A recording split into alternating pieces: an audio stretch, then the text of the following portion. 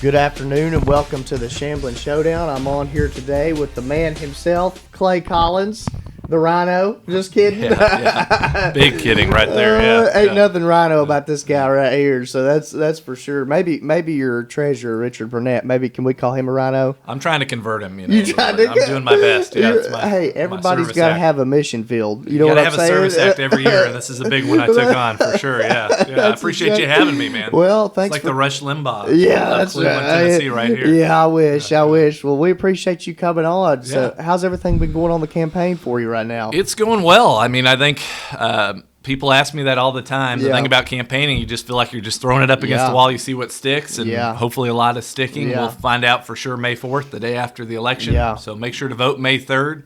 But we've got a lot of signs out. We've been Early doing door knocking. We've been talking to everyone we can, making phone calls. So we're just going to keep going that way and telling people why I'm running and why I'm asking for their support. Well, I see the flood of the signs everywhere. That's for sure. We have got out close to 1,000 now with those signs. You can't go anywhere. Can't go anywhere. They're everywhere. It's exciting. That's exactly right. And they look similar to one of my favorite politicians of all time too, don't they? They may have been inspired by a presidential candidate by and the also Don winner himself. before. That's right. Yes, that's exactly right.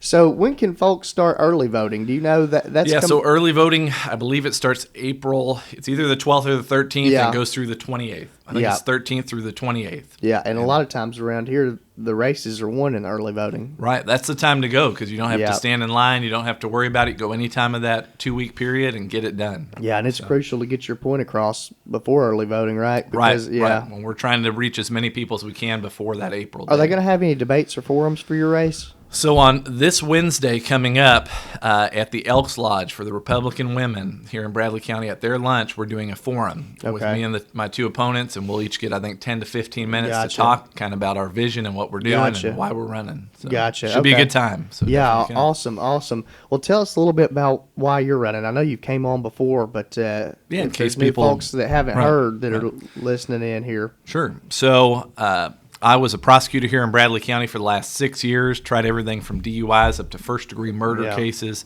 argued hundreds of motions, really loved that job, but I quit that to run for judge, and I did that because I think we really need to improve our court system. And as I go talk to voters, most people that are on the voter rolls, they don't really go to criminal court too often, right? I'm not seeing too many people I recognize from being a prosecutor.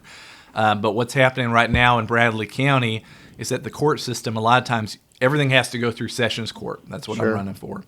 And everything has to go through there. If it's going to go up to trial court, it needs to go up to trial court. If it's going to be resolved, it can be resolved there. And what's happening now is a lot of times cases are taking a year or two to get through Sessions Court. Yeah. And so our backlog is ridiculous. So my big thing is we need a judge there that says, look, we have to have speedy justice. Yeah.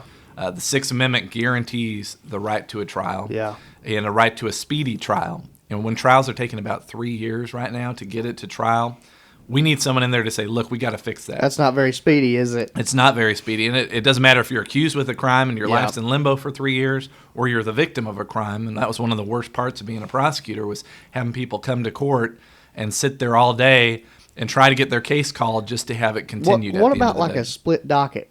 Has that ever been talked about before too? So that's on my website. It's one of my campaign what I was plans. Thinking. Yeah. Is because we have 5,000 to 7,000 cases every single year go through Sessions Court.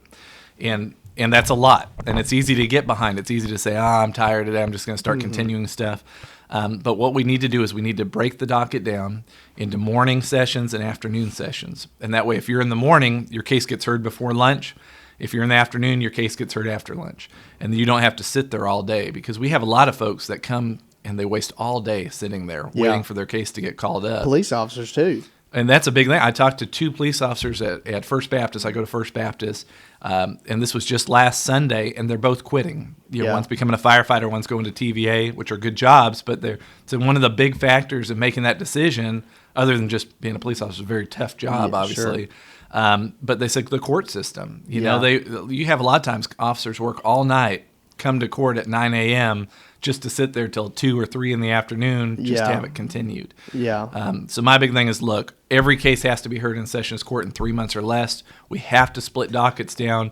If you're a victim, your case needs to be heard too. We're going to have a victim docket as well. You'd think you'd want your police officers on the street, not hung up in a courtroom. Right. You know what I mean? Right. I mean, that's the thing. And in such an efficient county as ours and a conservative county, we really need to fix that. Yeah, and I think a lot of people don't know that until they're there. But when I go out and talk to folks, the ones that give me kind of the knowing nod are the ones that have been in that system. Sure. You know, the victims, I've talked to so many victims that are like, man, I lost more time and money going to court over 2 or 3 years as a victim than I ever lost on whatever was stolen on the front end. And that's wrong. Yeah. So we need someone who admits that that's a problem and wants to fix it. Well, I think that's a great idea. I think that'll speed up everything for sure too, and it'll be convenient for everyone, you know, too, and it'll really be speedy justice. Right. And these are things that, you know, they wouldn't be that difficult to implement. It just takes the will to do it and to get people to buy into that new system. And people are ready. You know, like I said, law enforcement's ready.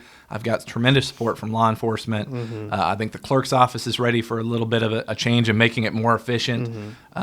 You know, they work harder than anyone. The clerks getting pulling files every single day just to put them back and pull them again. You know, and so we need someone who wants to fix it, and that's why I'm running. Yeah, for sure. that's awesome. Well, how old are you too, Clay? I'm 36. 36. I have 5 kids, so I don't really feel like I'm 36. I feel more like I'm 45 or somewhere so in there. you've got plenty of energy, though. That's a big thing, too. So and I think that's important for this court, because this is not a trial court. You know, a trial court maybe in Bradley County has 300 to 400 cases go through it every year. You know, you can have a little bit slower and more thoughtful. You know, you don't have to be really moving. But it's important to have someone who has energy, who has passion and drive, because otherwise we can't get that docket clean. We can't make the changes we need to make there. Sure. So, well, and I'll throw this out there too, because I know I always get this question about this race. You're not running against Andrew Morgan. I'm not running against Andrew Morgan or Barrett Painter. They're running against each other. I get that question. I cannot tell you how many times. I do too. You know, it happens all the time. I hear somebody say, "Man, I really like that Andrew guy," and you know, but man, I really like that Clay Collins guy. And I'm like, they're running in 2 separate races. I have to tell that to people. People always will say, they'll say, I can't vote for you. I'm sorry. I already promised Andrew Morgan I'll vote for him. I go, hey, that's great. Andrew's great. You can vote for Andrew. You can vote for me. I've had people do that with Barrett Painter, too, a lot. Yeah, I'm voting for Barrett Painter. I'm going to be like, hey, vote for Barrett, and you can still vote for me. Okay? Like, that's right. I'm not running against Mike Sharp. I'm not running against Judge Jenny. Chancellor Bryant, not running against her. Sandra Donaghy and Paul Rush are running against each other. I'm not in that race. What other race? Andrew Freiberg's running unopposed. I'm not running against Andrew Freiberg. So that's awesome. There we go. Yeah, Criminal Sessions Court. That's I know it gets confusing for some people too, but you'll know when the ballots in there, they can just remember Collins, right? Just look for Collins, and if you don't know the other 2 guys I'm running against, just vote Collins. It's easy. It's easy. Yeah. That's easy. Easy as it gets, right there. So anyway, well, let's take a short break, and we'll come right back in.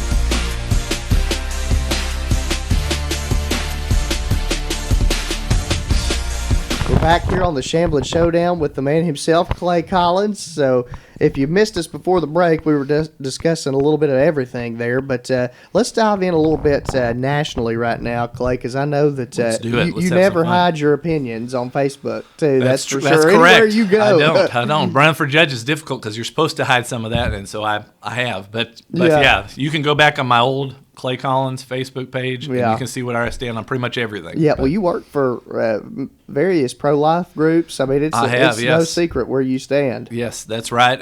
In law school, I was in the Federalist Society and at the Christian Legal Society, and that was at UCLA, so it was kind of a man on an island there. Yeah, no joke. A little bit. But during law school, too, I worked with Alliance Defending Freedom, which is a Christian conservative group. Went to D.C. in 2 separate occasions and did pro-life work out there. I've been with the DA's office in San Antonio. I've been obviously here for 6 years with our DA's office. So, but yeah, very conservative. I think we need judges like that. I do too. I think we see all the time, especially as Republicans, more even as conservatives. Yeah. We get people to get on the bench that say, "Oh, I'm a conservative, and I did this in law school or whatnot," and then they're not conservative at all. Sure. And I think we see that with Roe v. Wade was a decision written by conservatives. You look at the Obamacare decision with John Roberts. So He's been the worst that we've ever had on the Supreme Court, and he was. And ethically, I'm not allowed to talk too much about it. Oh, so yeah. He is a judge, but yeah, I cannot answer that question. I think we could say his decisions have not always been conservative. Yeah, that's right. That's right. Well, I could say he's been awful on my end. Yeah. And I'm not going to disagree.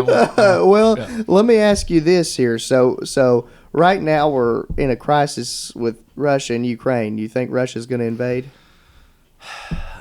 I really don't know. I don't either. That's such a complicated thing, and I think so many people we have in our country, we have a problem where people just have an opinion on everything without really knowing the geopolitical things and the background and the history. And I wouldn't be surprised if they invaded. I think obviously they know there's going to be no pushback from the United States.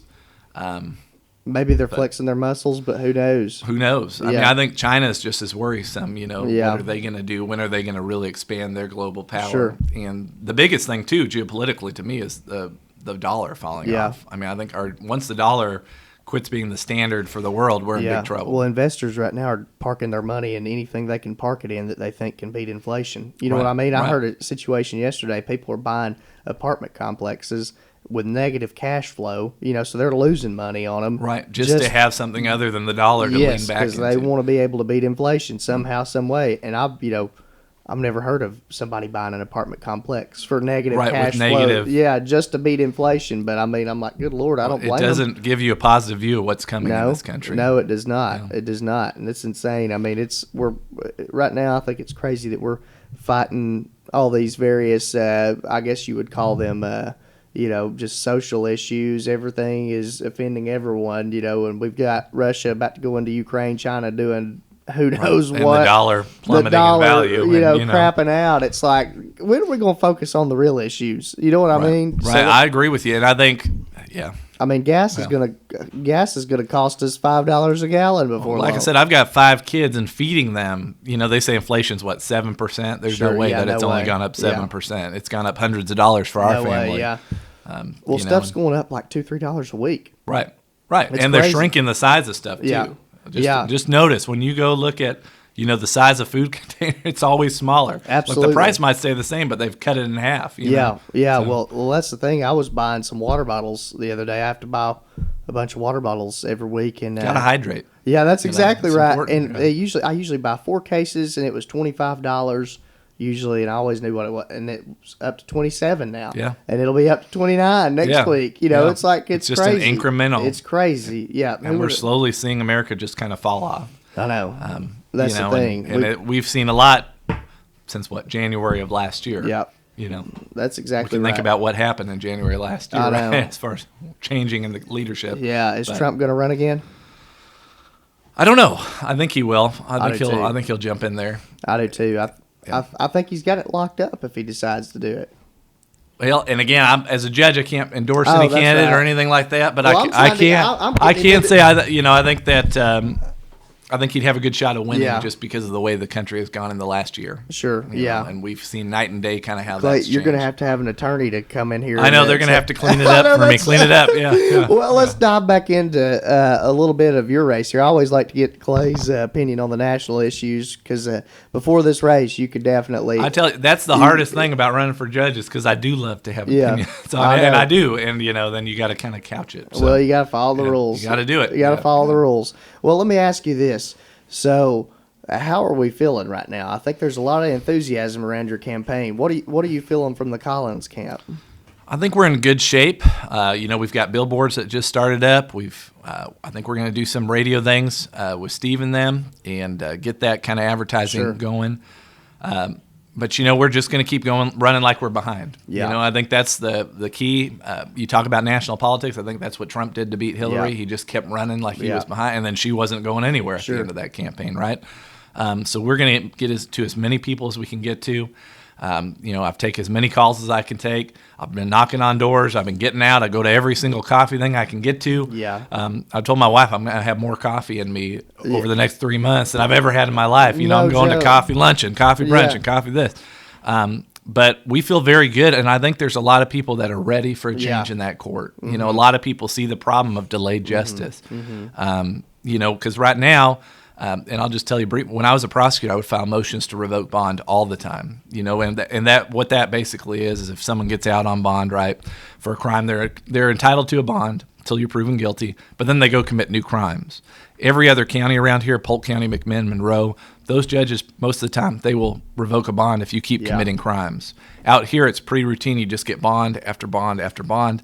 And so we have, in that 3 years it takes to get to trial, a lot of times folks have 4 or 5 felonies here in Bradley. Wow. And that's from the Sessions Court. And that could be changed just by changing the judge and the way we do things. So you get a criminal that is like, well, I'm going to be going to trial in 3 or 4 years anyway. Might as well do whatever I want to do in the meantime. Might as well keep racking it up. Yeah. And we don't. It's not like Bradley has more criminals per capita, right, than anywhere else. Sure. But we just let them do more before we finally are able to put them in. Yeah. And so we need a judge that says, look, if you keep breaking the law, you need to be held accountable. Yeah. And that's a big reason I'm running too, because I think our crime rate is directly correlated to Sessions Court and what's happening there. Sure.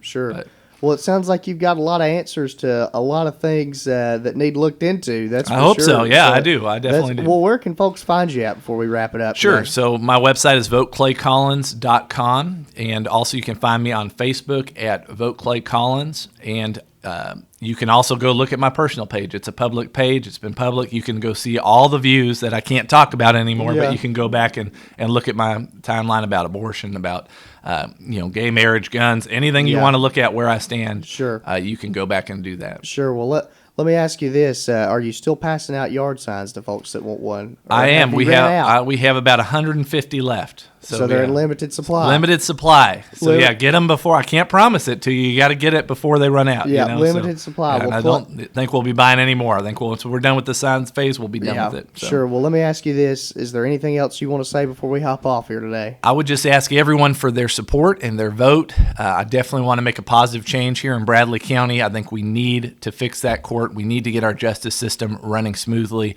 We need to have speedy trials again. So that's why I'm running for judge. Definitely ask for your vote in the GOP primary. There you have it. Clay Collins, the man himself. Always remember, if you can't run with the big dogs, Clay, you better stay on the porch. That's truth.